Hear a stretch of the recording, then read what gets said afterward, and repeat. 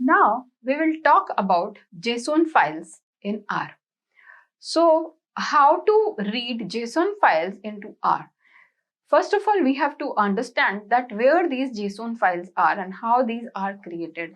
So basically, in order to work with JSON files in R, one need to install the package RJSON. So basically, now we have to understand few tasks also, that what are the tasks done using JSON files, that what are the things that we can do for using the JSON files under RJSON package. So the first one is install and load the RJSON package into R console. Then we create a JSON file. After that, we read data from JSON files. We can also write onto the JSON file. We can convert the JSON data into data frames. The data can be converted into data frames. And then we are working with URLs also. So basically, these are the major tasks which can be done using JSON files. Now, let's have a case of a JSON file for demonstration. Now you can see over here that this entire piece of code is a JSON file, where within whatever written within the curly brackets are the values. So now here, the first column of the data is ID, for which the values are 1, 2, 3, 4, 5. The second column is name, which is Mithuna, Tanushri, Parnasha, Arjun and Pankaj. The third column is salary, which is 722.5, 815.2, 1611, 2829, 843.25. The next column is start date, which is 17 June 2014, 1st January 2012, 15th November 2014, 23rd September 2013 and 21st May 2013.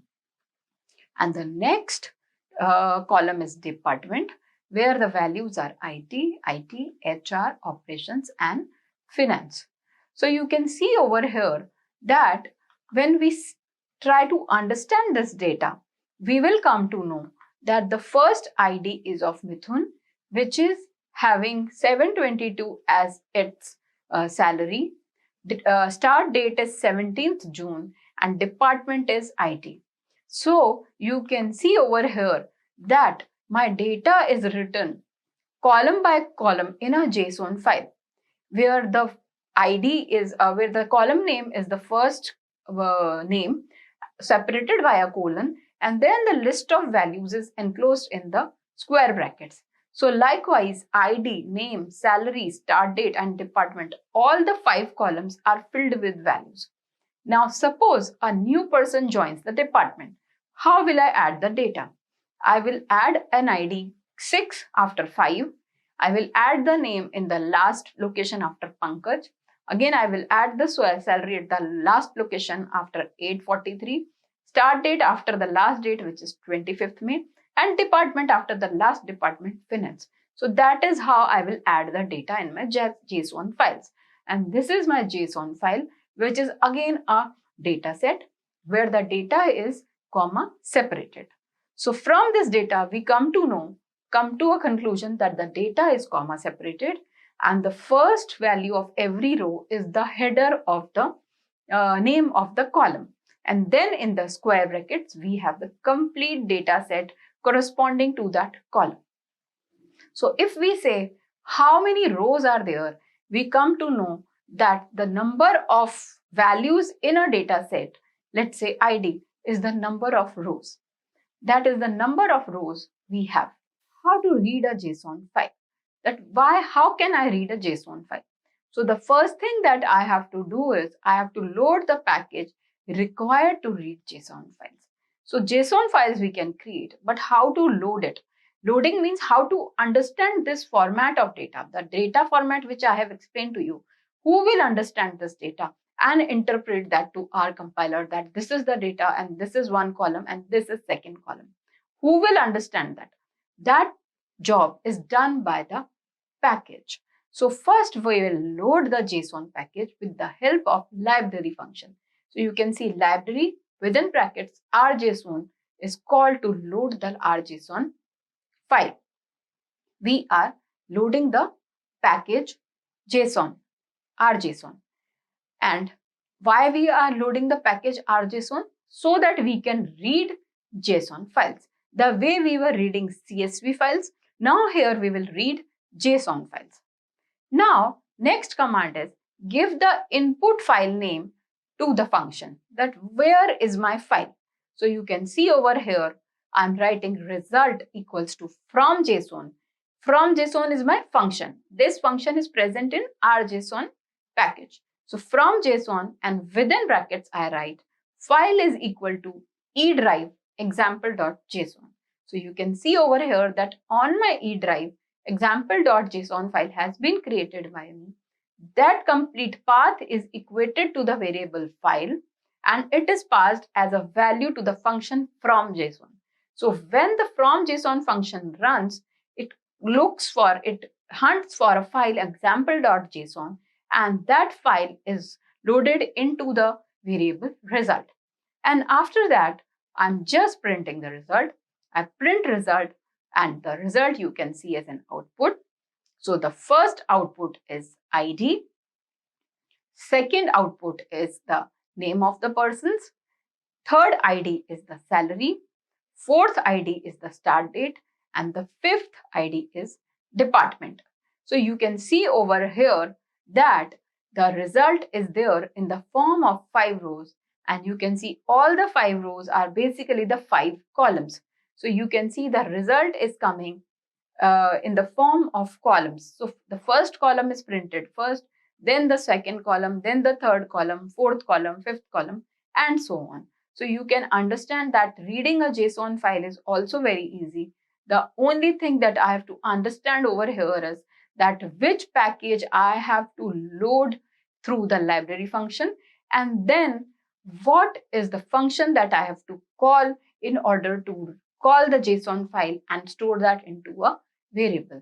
So we come to know that the name of the package is rjson that we have to load with the library function, and then from JSON function is used to call the file or to fetch the file from a desired location on your computer. That particular file is stored and finally you can see the output on the screen. Now, let's talk about a new concept which is called as missing data. So first of all, we have to understand that what is missing data, and then we will talk about working with missing data through is.na function. So we can say that suppose I am filling a form and I don't fill the complete form and I submit my form. I don't fill my middle name, I don't fill my date of birth, I don't fill my hobbies, I don't fill my certain choices, leave the form blank and submit it. So now what happens? The Excel file which is generated for that data collection has certain columns where the values are not filled. Values are not there, or I can say the data is missing at that locations. And this kind of file is called as the file having missing data.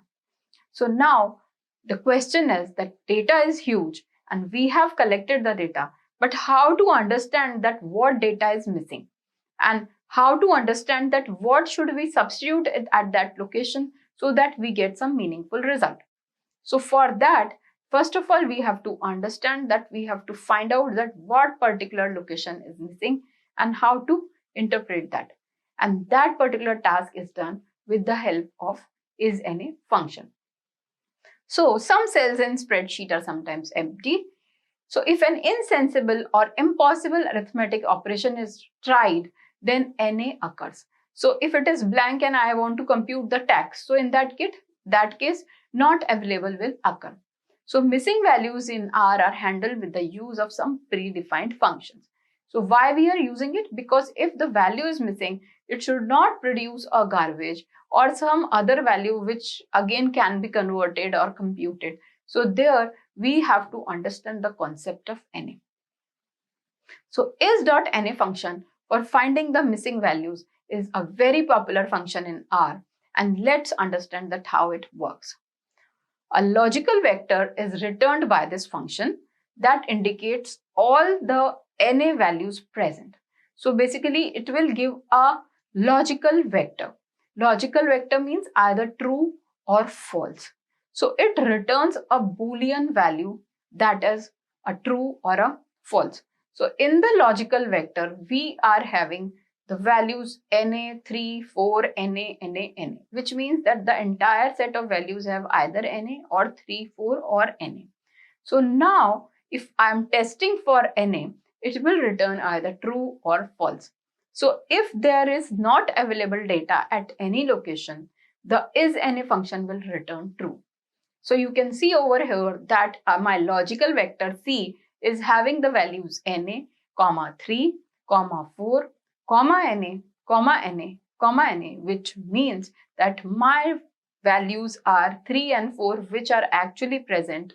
Rest all values are not available. Now I have to find out that how many cells are having no values. So the logic is that I'll pass that x variable, which is my logical vector, and I'll pass this logical vector into the function is.na.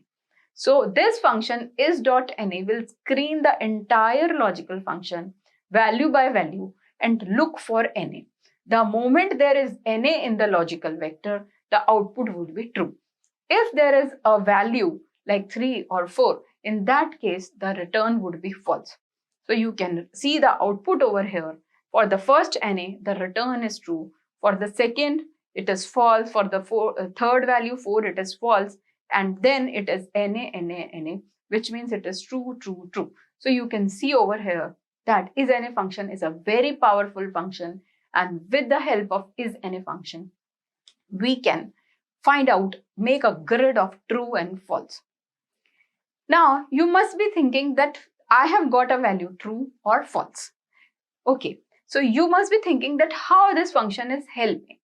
Now, take a scenario where I want to find out that how many not applicables are present, or I want to know that how much of that column is unfilled. Whether I have to find out that how many not applicables are present in the entire data set or not. So in that case, what I will do, I will pass the logical vector into the isNA function and get a list of true and false. And then I apply some more logic and I count how many trues are there. So if the number of true is very high, in that case, I might reject the data base which I have received and say that I cannot do any kind of data introspection or data analysis on this data because majority of the data is not available. Likewise, I can also find out that in every column, how many missing values are there. So if in a particular column, there are a lot of missing values, so in that case, I will not take that attribute or that column for any further analysis. Let's take one example and understand that how to deal with missing data, that how to work with missing data. Suppose that I have to find out that how a particular person is spending his money on accessories, on grocery items, on entertainment, and on some kind of financial loans and such kind of expenses. So I find that in the data, the lot of applicants or respondents have not filled anything about, let's say, finances and expenses. So in that case, what happens? A lot of NA is there.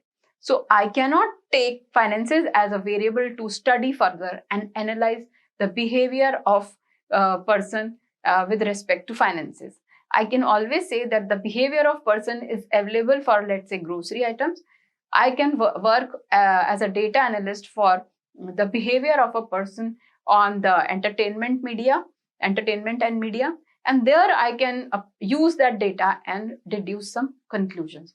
So basically, when the data is missing in a database file or in any of the Excel files, it becomes very difficult to analyze that data because half of the data is missing. And from half-filled forms, we cannot come to a conclusion. And that is why we use functions like is.na to find out how much data is missing.